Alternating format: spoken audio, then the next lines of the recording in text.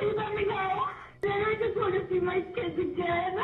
Are you gonna help me? Today, March 17th, 2026, 6 p.m. Eastern Time, Florida State Prison near Stark. A man is strapped to a gurney, IV lines inserted into both arms, witnesses behind glass, watching, waiting. Michael Lee King, 54 years old, 17 years on death row. Tonight, the state of Florida will end his life by lethal injection. But this isn't just another execution. This is the ending to a story that began with a 911 call. A terrified woman begging for her life, pleading to see her children one more time. 17 times she said the word please. 17 times. And nobody came to save her. Her name was Denise Amber Lee. She was 21 years old, a mother of two. And today, 18 years after her murder, the man who killed her will die. But the question that haunts this case isn't just what he did, it's what could have been prevented, and why the system failed when it mattered most. This is the story of Michael King, the execution that happened today, and the woman whose voice is still echoing through 911 recordings, begging for someone to save her. It's 6 p.m., the moment Florida has been waiting for since 2009. The curtain rises in the execution chamber at Florida State Prison. Michael King lies on a white gurney, straps across his chest, his arms, his legs. The leather restraints ensure he cannot move. 2 IV lines, one in each arm. The backup is always ready. Protocol. Behind the glass, witnesses sit in rows, silent, tense. Some are members of Denise Lee's family. They've waited 18 years for this moment. Her father, Sergeant Rick Goff, a retired sheriff's officer. Her husband, Nathan Lee, who found his 2 young sons home alone that horrible January day in 2008. The warden steps forward, asks the question he's required to ask.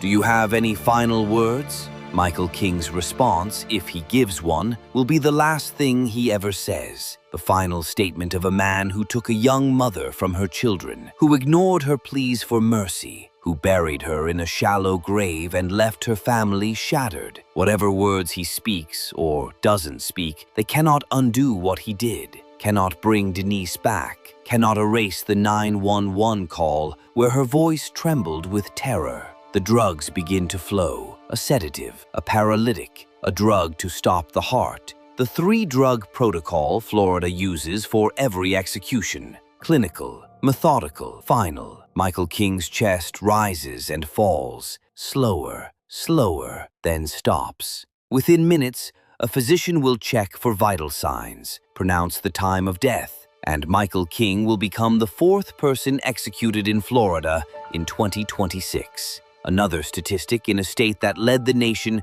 with 19 executions last year alone. But to understand how we got here to this moment, we have to go back to January 17th, 2008, back to a quiet neighborhood in Northport, Florida, back to the day everything changed. Michael Lee King was born on May 4th, 1971, 43 years before today's execution. He grew up in Florida, trained as a plumber, got married, had a family.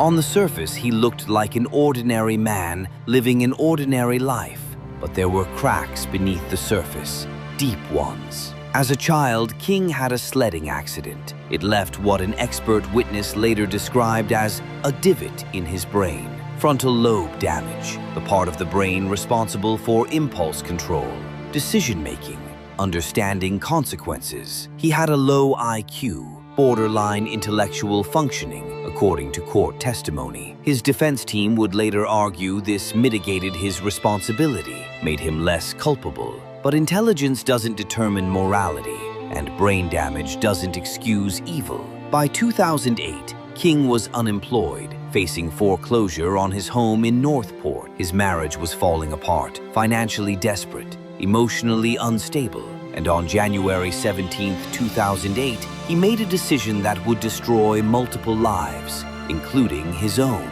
Thursday, January 17, 2008, Northport, Florida.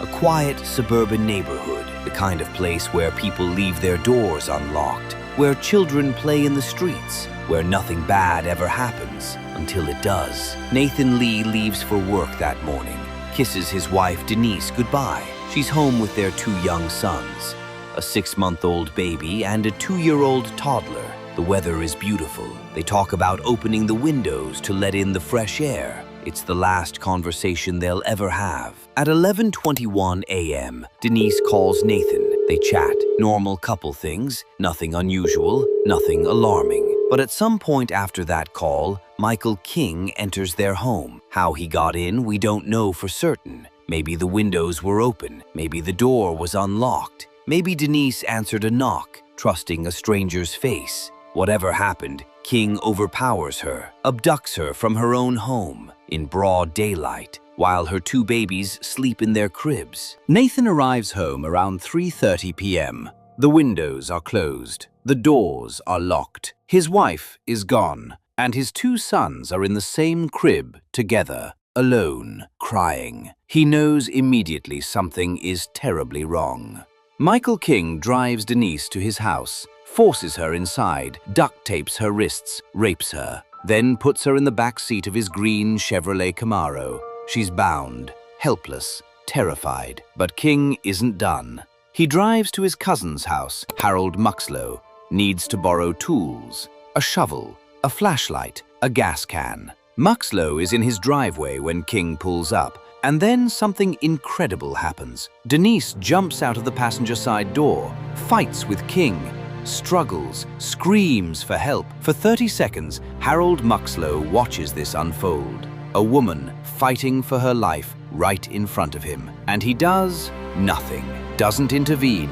Doesn't call police immediately. King forces Denise back into the car, drives away, and Muxlow stands there, confused, uncertain. It's not until later that he tells his daughter, makes an anonymous 911 call. But by then, precious time has been lost, and Denise is running out of time. What happens next is both remarkable and heartbreaking. Denise Amber Lee, bound and terrified in the back seat of her abductor's car, manages to get King's cell phone. At 6:14 p.m., she calls 911 from the back seat while King is driving. The operator answers, and for several agonizing minutes, Denise gives them everything: her name, her situation, clues about where she is. She pretends to be talking to King so he doesn't realize what she's doing. Her voice is trembling, desperate. She says the word please 17 times, begging, pleading. Please help me. I want to see my husband. I want to see my babies. The operator gets the information. The call is recorded. Later, it will be used as evidence. A murder victim's last words. Rare, unusual, haunting. But in that moment, it should have been a lifeline, a chance to save her. At the same time, other people are calling 911. 5 separate calls, 5 different witnesses. Jane Kowalski is stopped at a traffic light when a green Camaro pulls up beside her. She hears screaming, terrified, horrific screaming. She follows the car, calls 911, gives detailed descriptions, the location, the direction, everything. Dispatch needs to send officers, multiple witnesses, multiple calls, all reporting the same green Camaro, the same license plate area, the same route. And yet, because of catastrophic failures in the 911 system, no officers are ever dispatched. The calls are mishandled. Information isn't relayed. Communication breaks down between counties. Denise's call to 911 should have saved her life. Instead, it became her last words. Michael King drives Denise to a remote area, a construction site, isolated, dark. He forces her out of the car, and then he shoots her, once,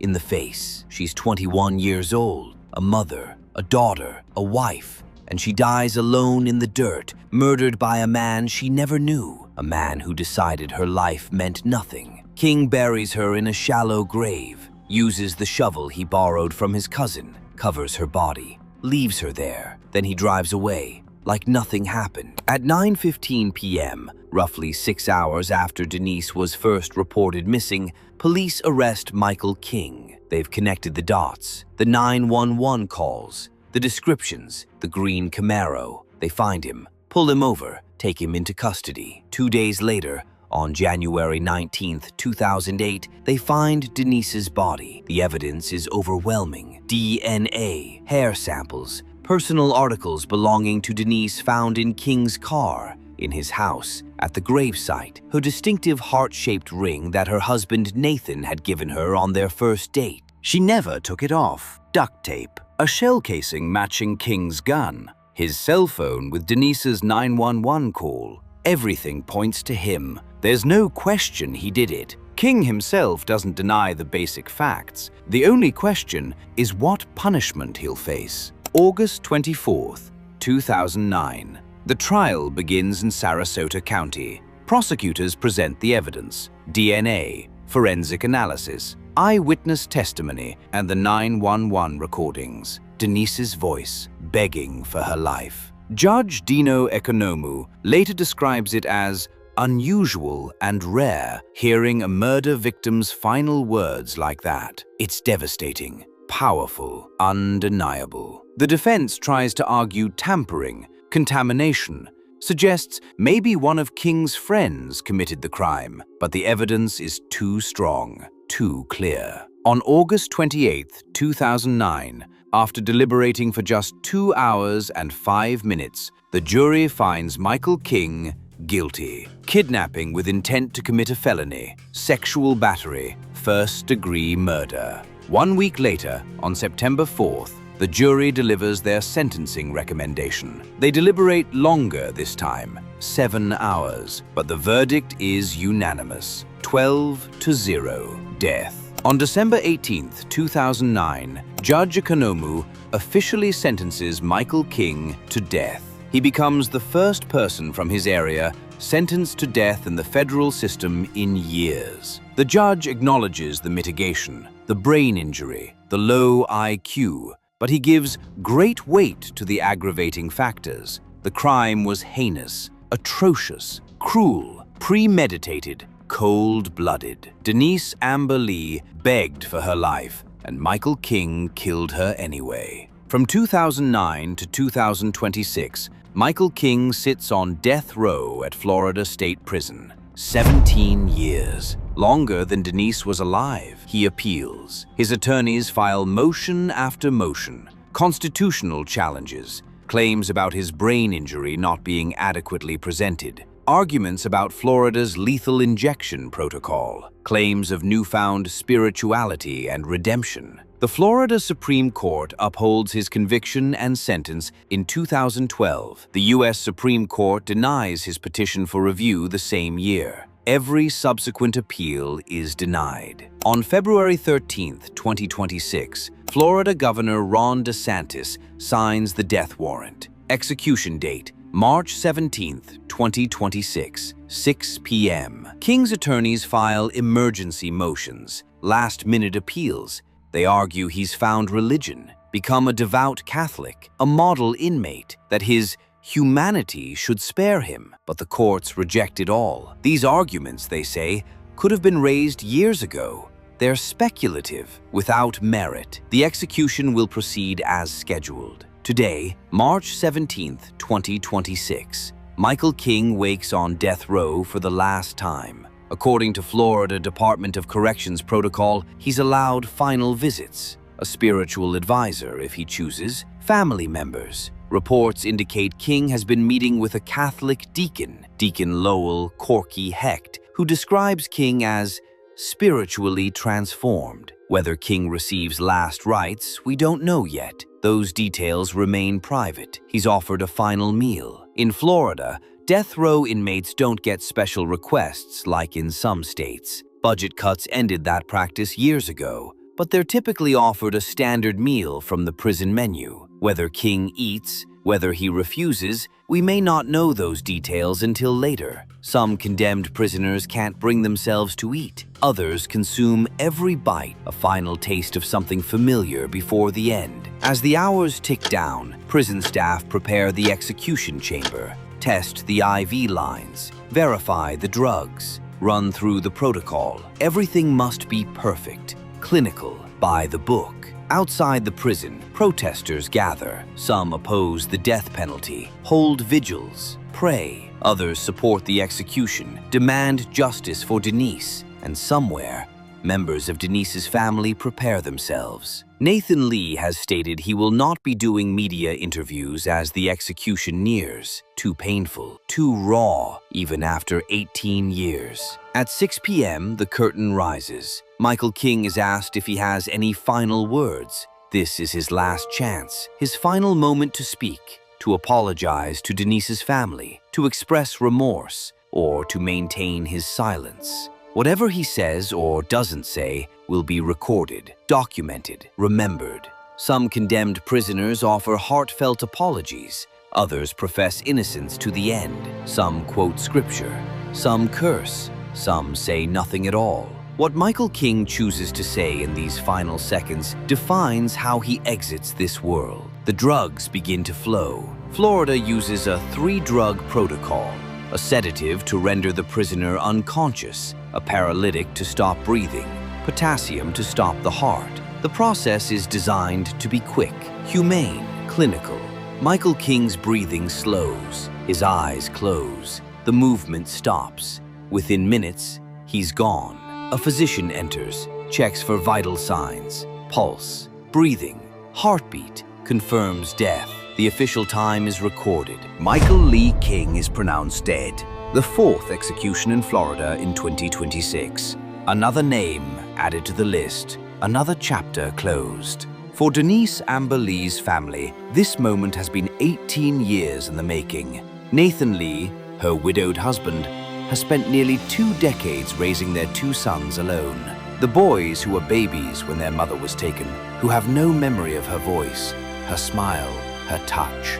He's channeled his grief into action, founded the Denise Amber Lee Foundation, fought for 911 reform across the country, trained dispatchers, lobbied for legislation, turned unimaginable tragedy into systemic change. The Denise Amber Lee Act, passed in Florida in 2010, requires standardized training for 911 operators. Minimum 208 hours, certification, quality assurance. All because of the failures that cost Denise her life. Her father, Sergeant Rick Goff, a law enforcement officer who spent his career protecting people, couldn't protect his own daughter. The pain of that is incomprehensible. Today's execution doesn't bring Denise back, doesn't undo the trauma, doesn't erase the recordings of her begging for her life. But for some family members, it represents closure, justice, the end of a long, painful journey. For others opposed to the death penalty, it represents another tragic death. State-sanctioned killing,